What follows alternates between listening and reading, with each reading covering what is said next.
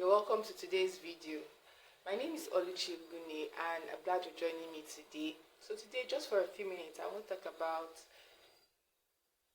what to do when you're upset with God. Now, I think being upset with God may not be something that people talk about a lot, because I think people feel like it's it's kind of like this part of Christianity that people don't really talk about, because okay, God is God and He's our Father, He's the greatest and everything. So we definitely have to honor Him, have to respect Him and all of that, and we're not allowed to feel any other way towards Him. But the truth is that as Christians and as believers and as human beings, there are times in our lives when we do get upset with God. Many times it has to do with, I think that the majority of the time it has to do with when expectations are not met. So there's this saying I've heard before, that where there is no expectation, there is no disappointment.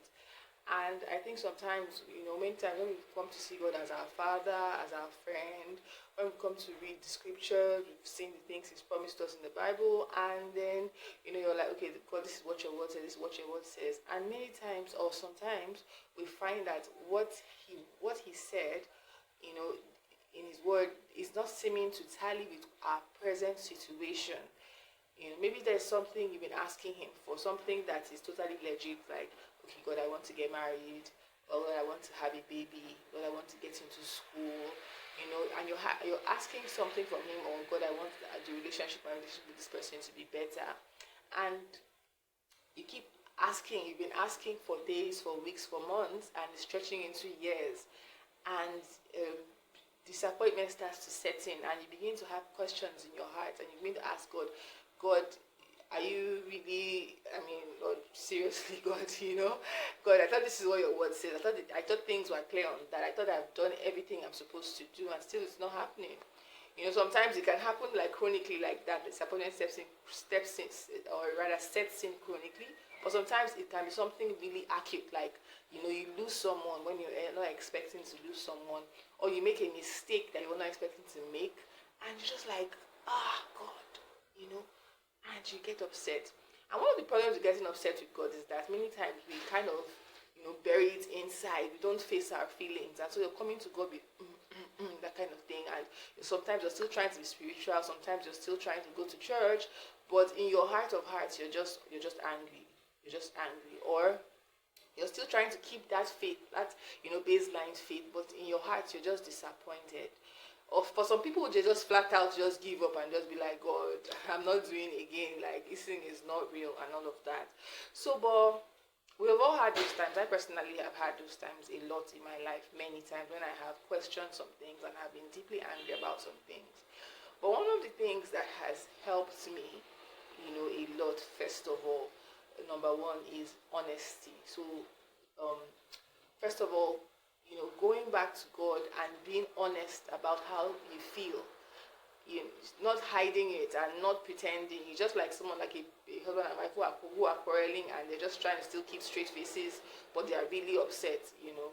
The relationship will just remain strained. So not hiding your feelings, to God, coming to Him and telling Him, God, this is exactly how I feel about this. God, I feel disappointed. I feel let down.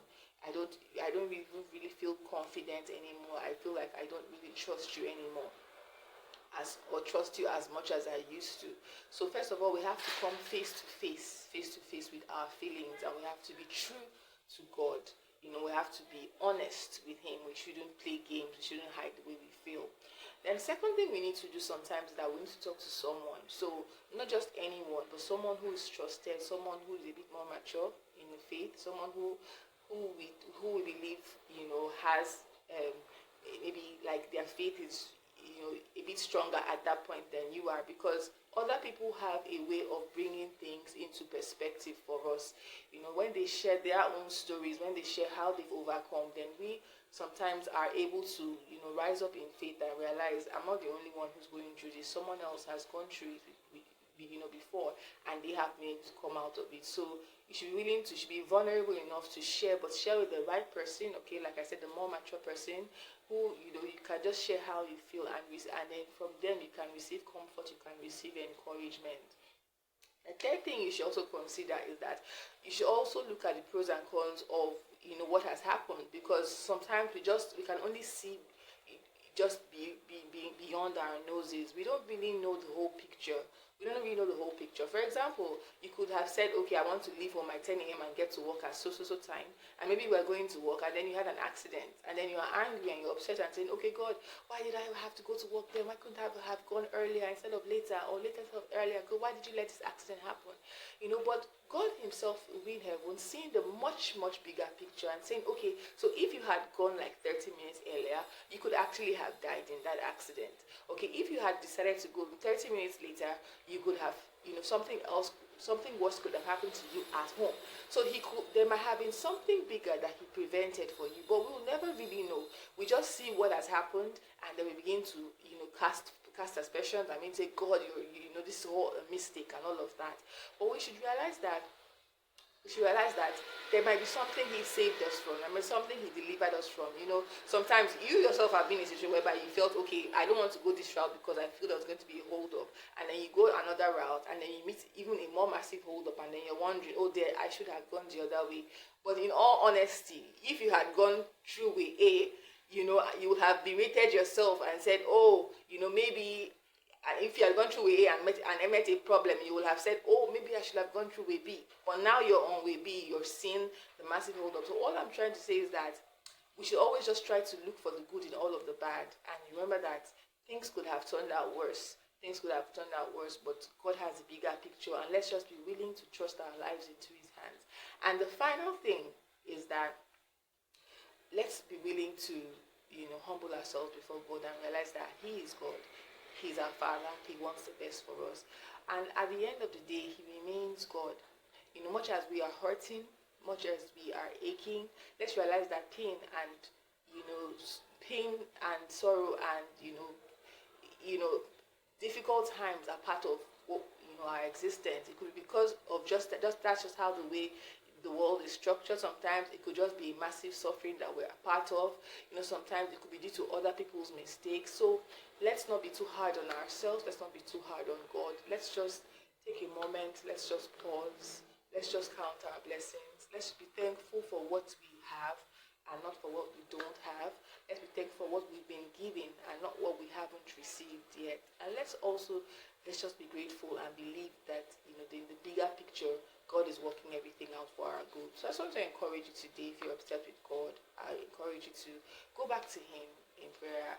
I encourage you to just bear your heart out to him. Just make up with him. He's your dad. Just keep on holding on to him. Keep giving him a hug. He will indeed, cause all things to bloom at the right time, and he will perfect all that concerns you. And in all, know that he's the one who's the beginning and the end and everything in between, and he understands, and he's got you on his mind. He loves you. All right, so that's just a word of encouragement today. I hope you have been encouraged. Have a wonderful day. God bless you.